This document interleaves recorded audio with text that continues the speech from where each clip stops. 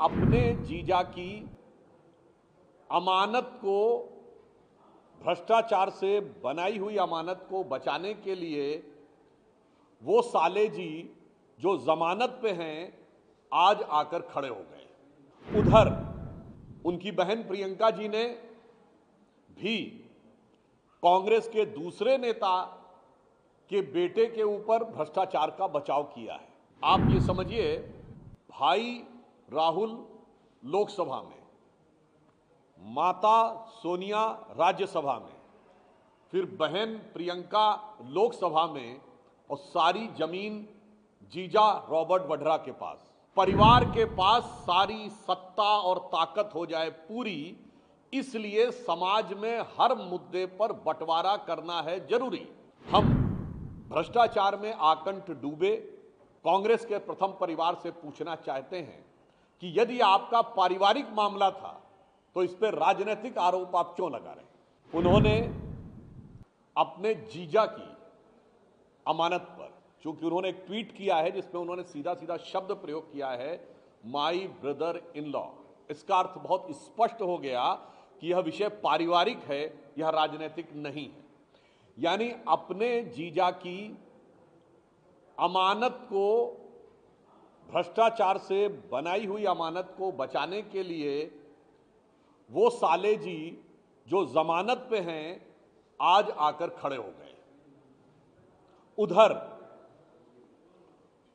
उनकी बहन प्रियंका जी ने भी कांग्रेस के दूसरे नेता के बेटे के ऊपर भ्रष्टाचार का बचाव किया है। अर्थात भ्रष्टाचार में आकंठ डूबी इस कांग्रेस पार्टी के सभी परिवार के प्रथम सदस्य एक दूसरे के भ्रष्टाचार को कवर अप करने के लिए साथ आकर खड़े हुए हैं। इससे एक बात बहुत स्पष्ट हो जाती है कि कांग्रेस की इस राजनीति का आधार क्या है। आप ये समझिए, भाई राहुल लोकसभा में, माता सोनिया राज्यसभा में, फिर बहन प्रियंका लोकसभा में, और सारी जमीन जीजा रॉबर्ट वड्रा के पास, परिवार के पास सारी सत्ता और ताकत हो जाए पूरी, इसलिए समाज में हर मुद्दे पर बंटवारा करना है जरूरी। यानी सारी शक्ति, सारी की सारी पावर और सारा का सारा पैसा, राजनीति की जमीन हो या ना हो, किसानों की जमीन तो मेरे पास होनी चाहिए, राजनीतिक ताकत हो या ना हो, भ्रष्टाचार के धन की ताकत मेरे पास होनी चाहिए। और इसके लिए भारत के समाज को अगर क्षेत्र में बांटना है, उत्तर दक्षिण में, तो वो बांटना जरूरी है, भाषा में बांटना है तो वो बांटना जरूरी है, और जातियों में बांटना है तो वो बांटना जरूरी है। अतः हम भ्रष्टाचार में आकंठ डूबे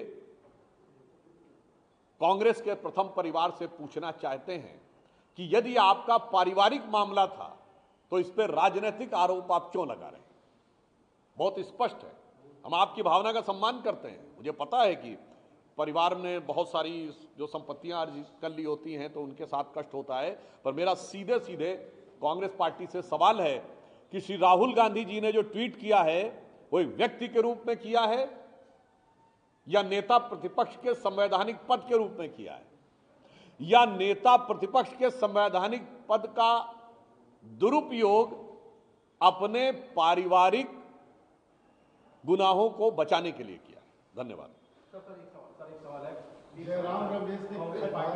पार्टी जयराम रमेश सब सवाल उठा रहे हैं। ट्रंप ने फिर से जो कहा है, ट्रंप ने कहा है कि प्लेन गिरे थे, मैंने ट्रेन को चक्कर में जो है युद्ध बंद करवाया। कांग्रेस पार्टी सरकार पे हमलावर हो रही है, कह रही है कि हम ये कब से कह रहे हैं और सरकार इस पर जवाब क्यों नहीं दे रही है। तो अपने देश से ज्यादा ट्रंप पे अभी भी विश्वास है कांग्रेस को? देखिए, ये नहीं है समस्या। कांग्रेस पार्टी के साथ ये है कि उन्हें हर श्रेष्ठ चीज में नकारात्मकता देखनी है।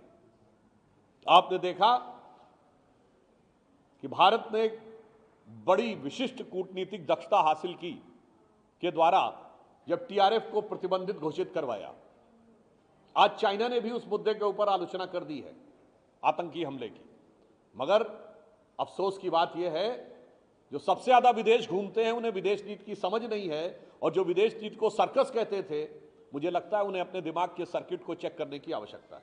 सर, सेशन से पहले इंडिया अलायंस की बैठक हो रही है, आप पार्टी इसमें शामिल नहीं होगी, कैसे देख रहे हैं मुद्दों पर? ये सेशन में क्या क्या रहेगा मुद्दा, उसमें प्रिपरेशन? अभी तो संसद का सत्र 2 दिन दूर है, तो अभी जिसे कहते हैं ना कि पूर्व संध्या है, और उसी में इंडी गठबंधन के अंदर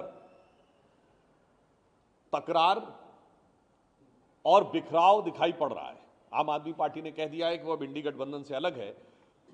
तो हम तो यह अपेक्षा करते हैं कि एक सकारात्मक दृष्टि से इस संसद के सत्र का प्रभावी और उपयोगी प्रयोग विपक्ष के द्वारा किया जाए, परंतु इंडी गठबंधन के अंदर जो कुछ हो रहा है संसद सत्र की पूर्व संध्या पे, उसे देख के तो मुझे बस ये नजर आता है कि जब रात है इतनी मत वाली तो सुबह का आलम क्या होगा, ये देखने में पता चलेगा जब संसद का सत्र शुरू होगा।